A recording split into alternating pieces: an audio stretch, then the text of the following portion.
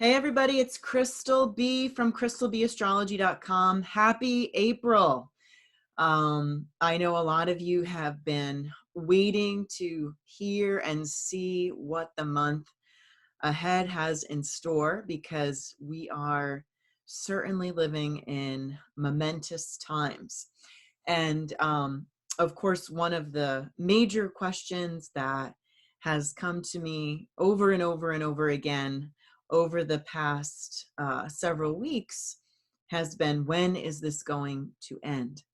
And that answer is not easy. I think that we have to, kind of take everything one day at a time. From an astrological standpoint, we are in the midst of our season of super full moons. April is going to deliver the second of 3 consecutive super full moons. That's going to be on April the 7th in the sign of Libra. And that is going to be the biggest full moon of the year. And what a year it has been already.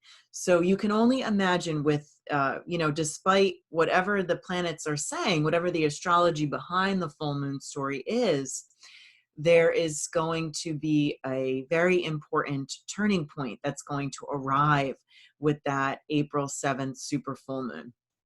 And more information about that, a lot of detailed information about that is in my member horoscopes for those of you that are interested. April also doesn't just deliver the biggest super full moon of the year, it also delivers the first of 3 exact conjunctions between Jupiter, the great expander, and Pluto, the planet of death and rebirth. And this is something that I had wrote about when I was thinking about the 2020 forecast, because while we have a lot of destruction that has needed to happen, and clearly we see this in play right now, there needs to be a rebirth. There needs to be a transformation. And this is the first meetup of Jupiter and Pluto is going to be the first of a 3-part story. They will be meeting up for the first time in April. The exact date is actually April the 4th. Then they will meet up again in June, the end of June, which is going to be a very significant time. And finally, they will meet for the 3rd and final time in November. So I'm not saying we're going to be cooped up at home until November, but I do believe that our story is evolving and it will, kind of take some twists and turns as we get to the end of the year. But we are still only in the beginning of the year, so we have some time to go.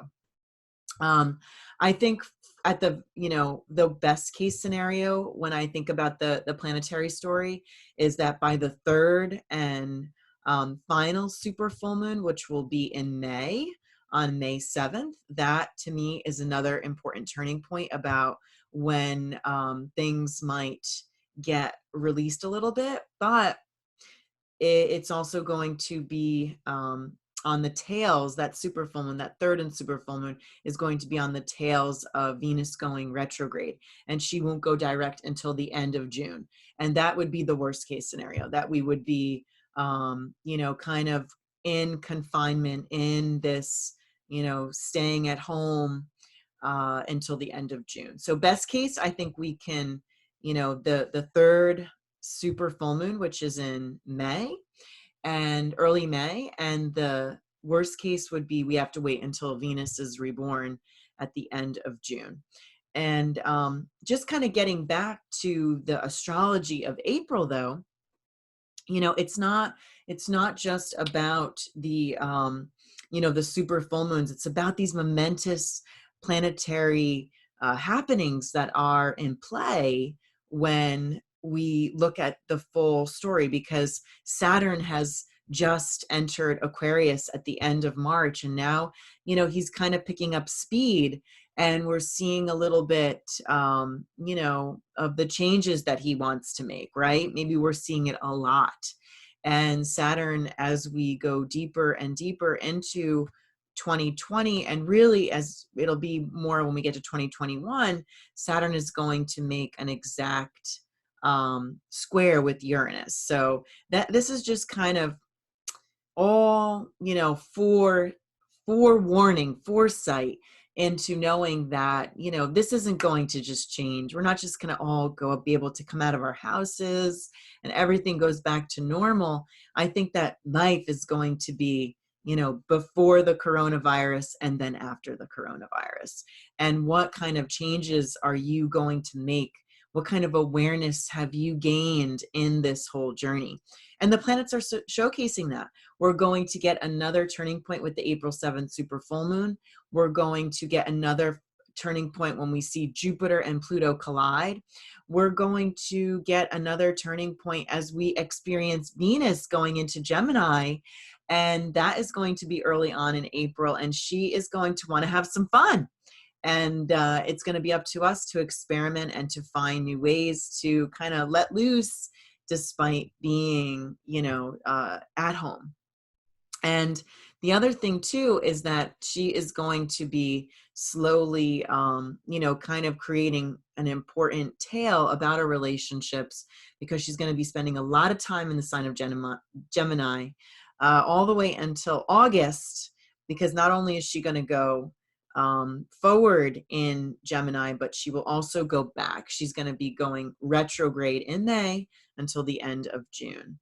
So this is a really opportune time to get to know your favorite Gemini and to get to understand how they operate, because you're going to need a little bit of their energy to, get through the next several months.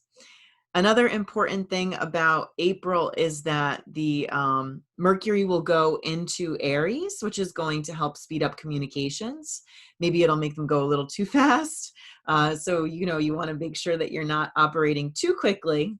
But again, there's a lot of pause around us. So I think that, it's a good thing for Mercury to shift into Aries. I think this is going to ramp up the possibility factor of where we, can possibly kind of exert some of our energies, because a lot of people are dealing with a lot of pent up energy. And I'm just thinking later on in the month, we have a beautiful Taurus new moon. There are some surprise factors coming out of that one. I just finished doing a video for my member horoscopes with that. And, that's going to not only help us smell the roses in a new kind of way, but it's going to take us out of our comfort zone yet again. So get ready for that one. But again, I always do love the Taurus energy. It really kind of brings, and it will be, right now we're in the beginning of the month is Aries season, but we will eventually transition out into Taurus season. And that's going to kind of help us, put a little bit of brakes on and appreciate more of what's important and what's not. And the month will close out, April will close out with Pluto, the planet of power, stationing retrograde. And, this is going to really highlight a lot of the very important key planetary happenings that are in motion, primarily the Saturn Pluto conjunction, which already happened. But again, Saturn and Pluto are riding kind of close, but really more importantly, Jupiter riding tight with Pluto and the rebirth of what we're experiencing, not just the destruction, because the destruction has already happened. It's going to be, where do we go from here?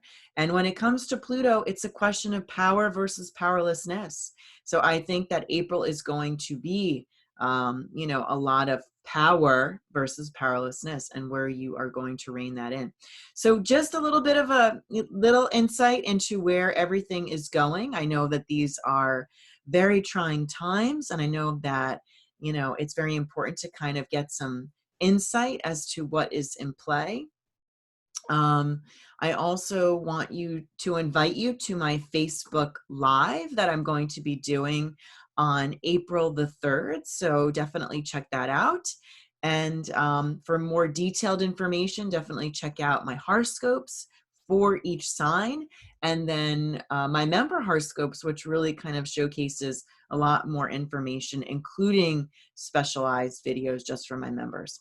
All right, everybody, good luck. Stay safe and sane as you see yourself through the month of April. Bye-bye, everybody.